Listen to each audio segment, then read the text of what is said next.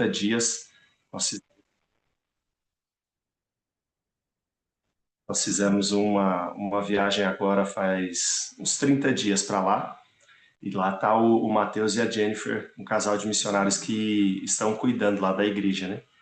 E é uma alegria a gente voltar para lá e ver tudo aquilo que Deus fez, né? E tudo aquilo que Deus ainda está fazendo lá, né? Então, eu lembro quando a gente foi para todo mundo um desafio da parte de Deus, a gente tinha que ficar por conta própria, e foi algo assim sobrenatural, maravilhoso, né? E esse tempo junto, o nosso pastor aqui, o pastor Hugo Cono, ele nos preparou dizendo assim, olha, se preparem para brigar todos os dias, se preparem às vezes até para, olha, talvez até vias de fato, né? Porque morar junto não é fácil. Então esse foi o preparo.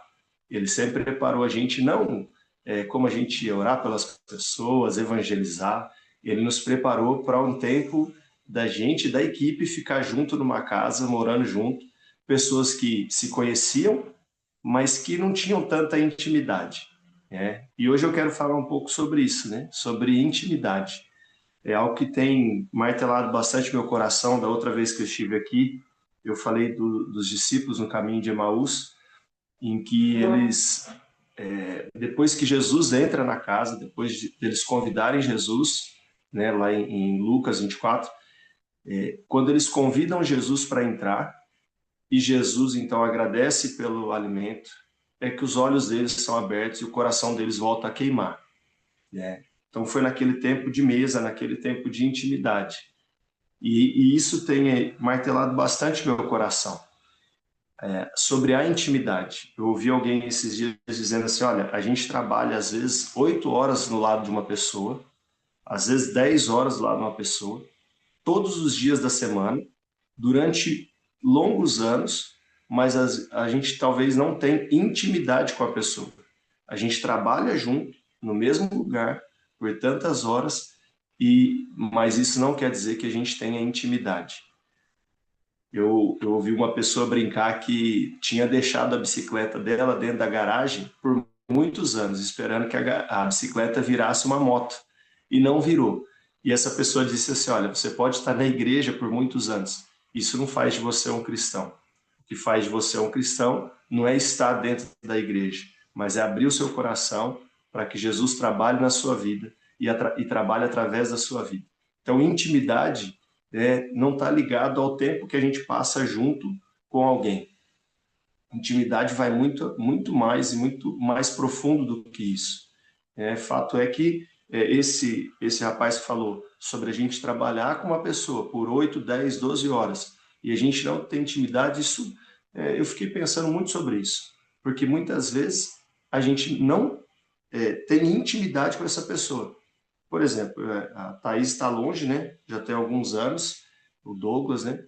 E a gente tem intimidade. A gente não se fala todo dia, a gente passa vários dias sem se falar, né? Mas a gente tem intimidade. Quando eu converso com o Douglas, né, esposo da Thaís, quando eu converso com a Thaís, a gente tem intimidade.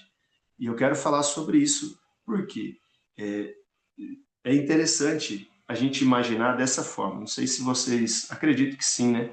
Mas se a gente olhar dessa forma, a primeira, o que Jesus fez? Né? Jesus escolheu os lugares para pregar, não o púlpito. Ele não foi para a sinagoga, ele não foi para as igrejas, né? Digamos assim. Ele estava no meio das pessoas. Ele chamou as pessoas para caminharem com ele. Ele levou as pessoas, ele foi até as pessoas onde elas estavam. Ele entrou na vida íntima das pessoas. Jesus, ele, para explicar a cruz, ele prepara uma mesa. Talvez você se lembre lá em Mateus, né? Até peguei o texto de Mateus 26, a partir do versículo 17. E se você quiser abrir aí, Mateus capítulo 26, versículo 17. Diz assim, no primeiro dia da festa dos pães asmos, vieram os discípulos de Jesus e lhe perguntaram, onde queres que te façamos os preparativos para comeres a Páscoa? Então, Jesus, para explicar a cruz, ele prepara uma mesa. E naquele momento ele explica a cruz, eles têm o tempo da ceia, e ele começa a explicar o que vai acontecer. Quando veio a cruz, em Mateus 27, quando ele é crucificado, os discípulos não entenderam a crucificação. O povo não entendeu a crucificação. Uns voltaram a pescar, outros desanimaram, outros se entristeceram, outros se rebelaram. Eles não entenderam a cruz. Naturalmente, o que eu faria se eu estivesse explicando? Eu faço isso com meus filhos, não sei vocês. Se eu explico algo, aquilo ali vem acontecer e eles não entendem, eu faço aquilo de novo até que eles entendam. Talvez você seja assim com seu filho também, né? Mas no caso de Jesus, ele prepara uma mesa e ele explica, irmãos, olha, filhos, virá um tempo, eu vou ser crucificado, ao terceiro dia eu vou ressuscitar e tal. E ele explica a cruz. A cruz chega, acontece, eles não entendem. Jesus não prepara outra cruz. Jesus, ele prepara outra mesa para explicar a cruz. Porque na mesa a gente estabelece princípio. Na mesa, e quando eu digo na mesa, eu falo num lugar de intimidade. É na intimidade que a gente estabelece princípio. É na intimidade que a gente estabelece propósito. É na intimidade que há cura. Hoje, quando eu retornei de Santa Helena de Minas, eu fui pastorear numa outra igreja, numa cidade chamada Limeira, no estado de São Paulo, né? E fui fazer participar de uma conferência do Jesus Cop, pastor Douglas Gonçalves, lá em São Paulo. Estava com um amigo que é empresário, hoje ele é um pastor também, e ele é empresário no ramo de roupa, né? E ele me levou para conhecer todos os lugares dentro de São Paulo, para que eu tivesse uma renda extra, talvez vendendo roupa. Esse era um incentivo dele para mim. E lá eu descobri um lugar que vendia faca. Faca de churrasco. E aí eu comprei 3 facas. Eu falei, vou pegar para mim e vou mandar para 2 amigos. Os 2 lá de Santa Helena, o missionário que está lá e um outro amigo nosso. E esse irmão, ele ficou inconformado. Ele falou, cara, eu te mostrei todos os lugares dentro de São Paulo para você comprar roupa, para você ter uma renda. Você me compra faca. Eu falei, cara, eu acho que eu vou vender faca. Só que eu nunca tinha vendido nada na minha vida. Nem nota de 50 reais por 20 reais. Nunca vendi nada, nada, nada. E aí, antes de mandar as facas para os 2 amigos meus, postei fotos para o meu irmão, para meu primo, para alguns amigos, e comecei a vender faca. E desde então, eu vendo faca de churrasco. Aí as pessoas falam, nossa, um pastor que vende faca, né? Mas eu lembro de um texto, e eu me apego a isso, não querendo justificar o porquê que eu vendo faca, não é isso. Mas eu orava também, Deus, será que é o desejo do Senhor que eu venda faca? E Deus tem, muitas vezes, sustentado a gente através da venda das facas. E tem um texto em Isaías que diz, né, seja um trilho cortante, enfim. Mas o texto que eu gosto de me apegar, e sempre falo para os clientes, sempre que eu vendo, não é a venda pela venda, não é o valor em si, mas é o que aquele objeto vai proporcionar. Eu tenho um testemunho de uma moça que fazia alguns anos que estava brigada com o pai, e ela falou comigo sobre isso, falou com a minha esposa. Aí eu falei, olha, seu pai gosta de churrasco? Ele falou, gosta. Eu falei, por que você não dá uma faca para ele?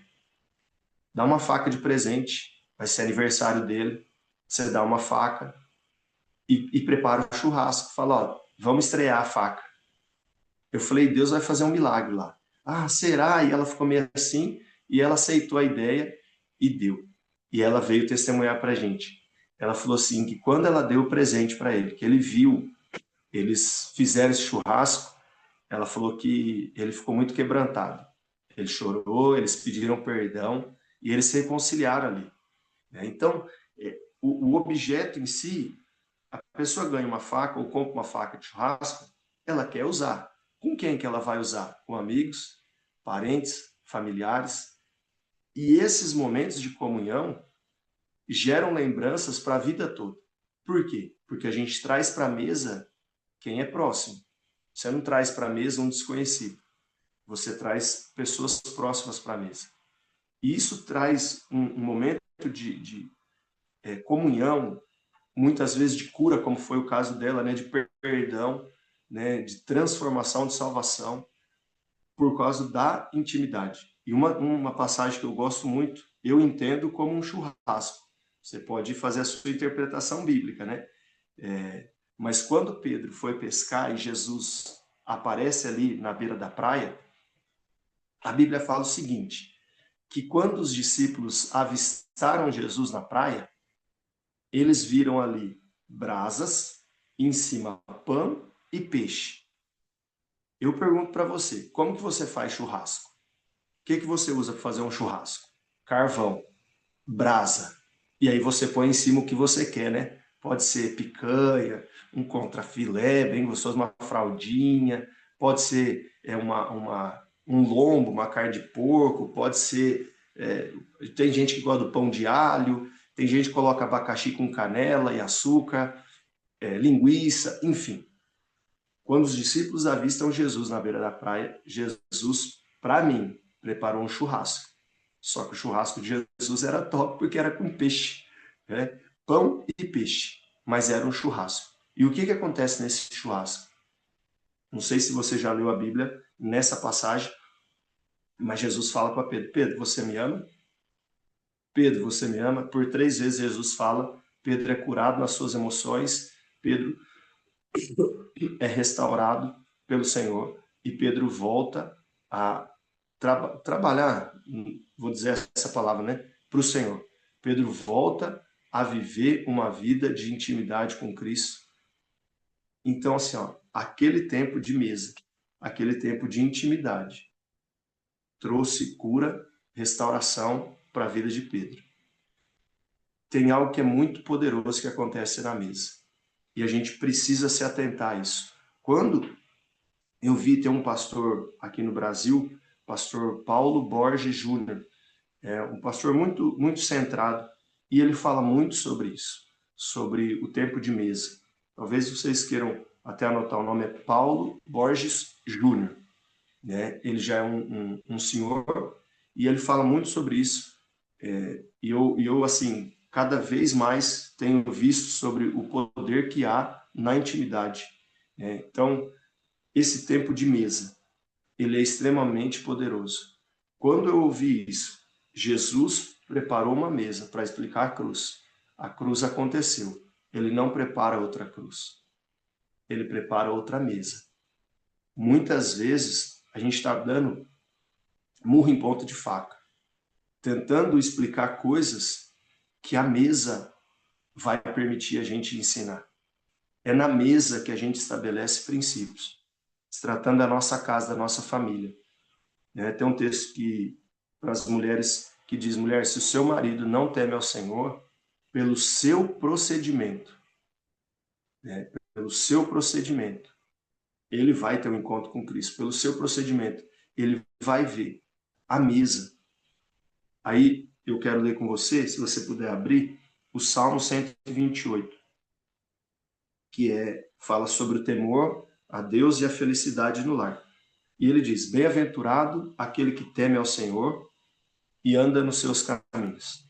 Do trabalho de tuas mãos comerás, feliz serás e tudo te irá bem. Tua esposa no interior de tua casa será como uma videira frutífera. Teus filhos como rebentos da oliveira à roda da tua mesa, assentado à sua mesa. Isso que para mim, irmãos, fala de intimidade.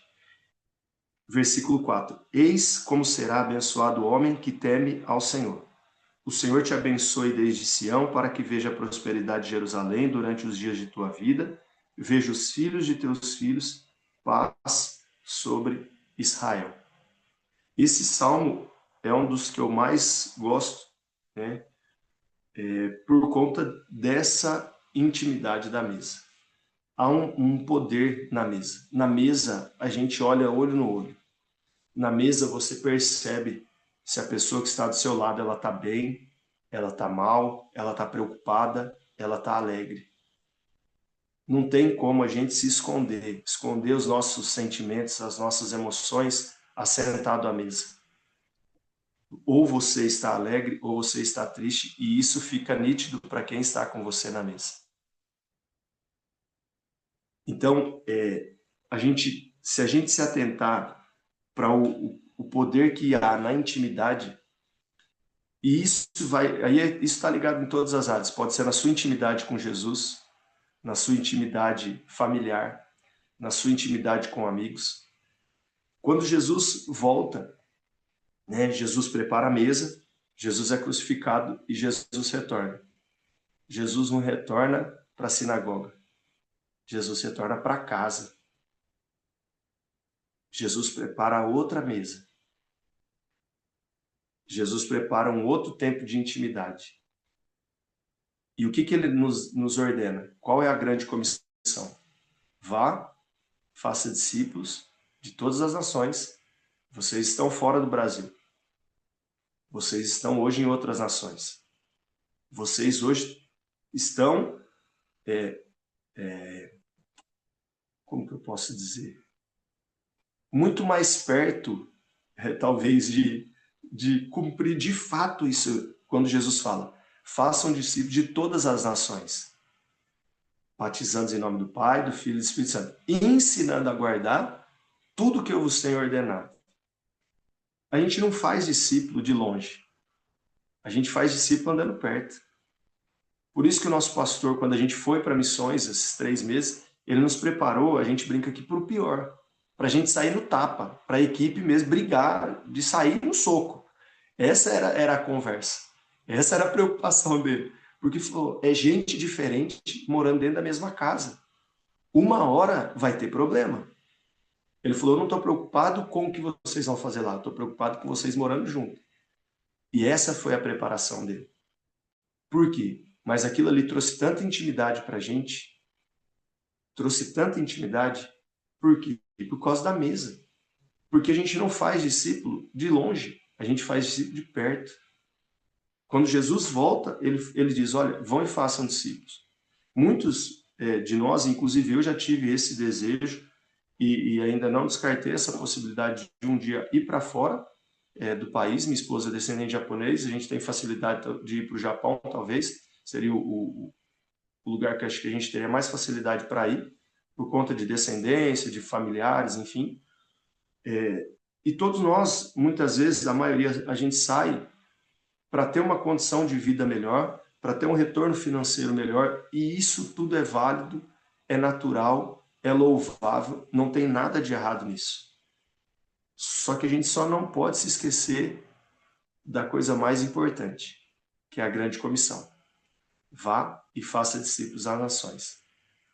Vocês que estão aí, vocês não têm, aliás, vocês estão aí, vocês têm mais para oferecer do que para adquirir desse lugar onde vocês estão. Parece estranho falar isso. A gente sai do Brasil, uma situação financeira, política, caótica, muito difícil. A gente está vivendo aqui uma situação muito, muito difícil, muito caótica, né? A política, a questão, meu Deus do céu, é Jesus na causa e glória a Deus por isso, né? Glória a Deus que é só Jesus mesmo, né? E aí a gente sai daqui procurando o melhor para a nossa família fora. Mas como cristão, a gente tem muito mais para oferecer do que para adquirir daí. De qualquer lugar. A gente está falando aí, tem várias nações, né? Vários lugares, né, Thaís? Tem pessoas de todos os lugares aí. Então, aonde você está, você tem mais para entregar, talvez, do que para receber de onde você está. Porque você carrega a coisa mais importante do mundo. Você carrega Jesus com você. Não tem uma pessoa na face da terra que não precise de Jesus. E não tem uma pessoa que tenha entregado a vida para Jesus que não precisa de uma transformação constante, diária. Aquele que começou a boa obra em vós irá aperfeiçoar dia a dia. Dia a dia. Nós entregamos a vida para Jesus e nós precisamos, dia a dia, nós vamos ser transformados pelo Senhor. Então vocês carregam essa semente poderosa. que é o Evangelho. Vocês carregam o amor de Jesus. E uma das coisas que a Thaís, quando chegou aí, às vezes fazia vídeo, ela falava, Luiz, olha que 3 horas da tarde já estava cinza o céu, né? Estava já escurecendo. E essa penumbra, assim, esse momento do dia aqui no Brasil é 6 horas da tarde. 5h30, 6 horas, baixa o sol, aí dá. Muita gente tem um sentimento assim de tristeza, de falta alguma coisa, de depressão. É um momento. Eu acredito que pela viração do dia, quando Deus aparecia ali e conversava com Adão, essa viração do dia, quando isso acontece, esse rompimento, eu acho que ficou esse vazio. Por isso que muita gente sente esse vazio. Mas a Thaís compartilhava para mim, ela falou, Luiz, a gente não tem amigo, a gente não tem família, a gente sai na rua e não conhece ninguém. É terrível. É terrível. Então a gente se falava, por quê? Porque falta intimidade. Falta intimidade. Você está num outro lugar, você está num outro país, você não conhece as pessoas. A falta de intimidade nos leva ao desespero muitas vezes. A falta de intimidade nos leva a retroceder dentro daquilo que ardia no nosso coração. Eu lembro que Thais e Douglas foram, mas ela dizia, olha, Luiz, é muito difícil ficar aqui. É muito difícil. Até que Deus, na sua bondade, levantou algumas pessoas e isso foi ficando menos difícil. Não que não seja hoje estar longe da família, dos amigos, mas isso se tornou menos doloroso porque criaram-se novos amigos e novas pessoas. Então, olha a importância da intimidade. Isso se tratando da intimidade com Deus, se tratando dentro da nossa família. A pandemia revelou algo muito poderoso para muitas famílias. Eu não sei aí para vocês, mas aqui no Brasil, aumentou muito o caso de divórcio na pandemia, porque os casais começaram a ficar juntos dentro de casa e começaram a perceber que não se conhecia. Eram dois estranhos morando juntos. Sai 6 horas da manhã, volta às 6, 7 da tarde, à noite sai, volta. É dois estranhos morando dentro de casa, não tem mais intimidade. Aí trabalha 10 horas com uma pessoa, tem mais, às vezes, amizade com a pessoa do trabalho do que com a esposa dentro de casa, do que com os filhos. Por um outro lado, a pandemia, para aqueles que tinham intimidade, trouxe um fortalecimento muito grande. Teve pessoas que perderam tudo, tudo. Perderam, inclusive, pessoas da família que morreram por conta da Covid. Mas eles estavam firmes, unidos, fortes, e saíram da pandemia muito mais fortes. Não financeiramente, não com bens, porque muita gente perdeu praticamente tudo. Mas a intimidade deles trouxe essa força. A intimidade, ela traz essa força. Aí eu digo, com Deus, com a família e no geral. A mesa, a intimidade, ela nos fortalece. A mesa, ela traz cura. A mesa, ela traz direção. A mesa, a gente senta às vezes para comer, e como minha esposa é descendente de japonês, a gente vira e mexe e fala, né? Do Japão, tudo que o Japão sofreu, e eles conseguiram se reerguer. Mas como nação, eles estavam unidos por aquele propósito. Você talvez conheça ou já ouviu falar da Torre de Babel. Um dos textos também, assim, muito impressionante, porque Deus fala, esse povo, ele é um, ele fala a mesma linguagem, eles estão unidos. Nada pode impedir eles, nada pode parar eles, nada. Olha o poder que há na intimidade. O povo era íntimo, o povo estava unido, o povo falava uma mesma linguagem. E Deus fala, não tem nada que pode parar, não tem nada que pode parar um povo, uma família, uma igreja, um lar que está unido, íntimo, que tem intimidade. Nenhum casamento que o casal é íntimo vai parar. Nenhuma criação de filho em que a família é íntima vai parar. Nenhuma igreja que a igreja é unida, é íntima, tem intimidade, vai parar. Nada pode parar. Deus vem e traz uma confusão de línguas ali e dispersa o povo, por quê? Porque eles eram um, estavam unidos no mesmo propósito, falavam a mesma linguagem, intimidade. Jesus, ele prepara a mesa, explica a cruz acontece, ele volta e prepara outra mesa. Ele fala, a gente tem que falar a mesma linguagem. Vocês não entenderam a cruz, mas eu estou aqui para explicar de novo. Aonde? Na mesa. Vão e façam discípulos, ensinando a guardar o que eu vos tenho ensinado. Ou seja, mesa, intimidade, estar perto. A gente tem a gente chama ela de filha do coração, a Lígia. Liginha é uma filha do coração lá de Minas. Quando a gente chegou lá, ela tinha cerca de 8, 9 anos. As meninas, ela e as outras meninas, né? Eu lembro que Thaís, Rosiane, né? A Fernanda, a Cris, ficavam muito com elas, né? Em casa. E assim, a cidade pequena, 6 mil habitantes, uma situação bem delicada, uma região que era conhecida e hoje a gente, por muitos anos, vem profetizando isso e tem muitos pastores, homens e mulheres de Deus nessas cidades, nesses lugares, declarando que não é mais o vale da miséria, mas é o vale da bênção, o vale do amor de Deus. Porque o vale do Jequitinhonha, talvez você já ouviu falar, ele era conhecido mundialmente como o lugar mais pobre, né? Era o vale conhecido como Vale da Miséria. Ao lado dele ali o Vale do Mucuri, o Vale do Aço e assim por diante. E a gente vem declarando então, desde então, e tem muitos homens e mulheres, e a gente tem visto o agir de Deus ali sobrenatural, tem acontecido muita coisa, né, da parte de Deus nessa região. Né? E só que quando a gente chegou ali, a situação era muito precária. Né? Então as meninas, a Thaís, né, Rosiane, pegavam as meninas, levavam para casa, e passava creme no cabelo para tentar baixar o cabelo um pouco, para depois começar a tirar os piolhos e ensinar questões de higiene, enfim, tudo, tudo, tudo, tudo. Essas meninas, depois que Thaís foi embora, que o pessoal foi embora, que a gente ficou, essas meninas continuaram em casa. Então se tornaram da família. Liginha, como era a menorzinha, era uma esquinha de gente, a gente se apegou muito. Né? Tanto que na formatura dela, quem foi na formatura de escola foi eu e Rosiane e Samuel, né? Os pais, irmãos, ninguém apareceu. A gente foi. A gente teve a oportunidade agora, há alguns anos atrás, de ajudar ela a tirar a carta dela, a habilitação dela.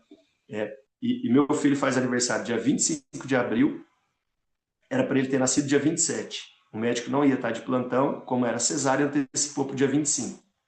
Ele nasceu dia 25 de abril. E a Lígia faz aniversário dia 27 de abril. E aí, depois de 13 anos, a gente tem uma filha e ela nasce no dia 27 de abril. Eu falei, ó, Deus queria que a gente tivesse filho dia 27 de abril. Então, ela é para nós como uma filha. Então, quando a gente tem aniversário das crianças, nós, tem aniversário dela, todo mundo ganha presente. Se tiver festa, festa para todo mundo. Só que hoje ela está em Minas e a gente está em São Paulo. Mas ela ficou esses anos todos em casa. Então, coisa de escola, atividade escolar, ela ia em casa para a gente ajudar. Muitas vezes, muitas vezes, muitas. Ela ia ter prova. Rosiane falava, você lembra disso? Eu falei, nossa, faz tempo, né? E eu acho que nessas aulas eu faltava um pouco, mas eu vou tentar ajudar ela. E a gente ajudava, e hoje ela já está na segunda faculdade dela, né? Ela pegava Wi-Fi, ela tinha um celularzinho que a gente tinha dado para ela, velho, tadinho. E ela sentava, às vezes quando ela não estava em casa, que ela precisava fazer trabalho da faculdade, ela ia na casa de alguém que ela tinha já a senha do Wi-Fi, sentava na calçada e ficava fazendo trabalho da faculdade. Pegava carona para rodar 45 quilômetros para ir fazer a prova lá no polo. Então, assim, uma história de vida fantástica. Quando a gente veio embora, nós fizemos um convite para ela. Falou, Lígia, você quer ir embora com a gente? Ela já era de maior, né? Então, se ela optasse por isso, não era sequestro, não era nada, né? Com o consentimento dos pais também dela. Mas a gente falou, você quer ir embora com a gente? Você mora com a gente, você vai ter condição talvez de estudar lá, né? De trabalhar, você fica com a gente. Aí passou uns dias para ela dar a resposta e ela deu a resposta. Ela falou, olha, eu gostaria muito de ir com vocês. Né? Eu gostaria muito, muito de estar com vocês. Porém, eu preciso fazer aqui, com as pessoas aqui, aquilo que vocês fizeram comigo. Eu preciso dar sequência naquilo que Deus começou. Eu preciso ensinar as pessoas aquilo que eu fui ensinado, né? Isso foi, para nós, uma alegria muito grande. A gente gostaria muito que ela estivesse aqui com a gente, né? Mas a decisão dela de ficar e fazer aquilo que a gente fez por ela, porque ela falou assim, eu não conheci vocês na igreja, eu conheci vocês na casa. Ela, ela dizia assim, ó, eu não conheci no altar, eu conheci na mesa da cozinha.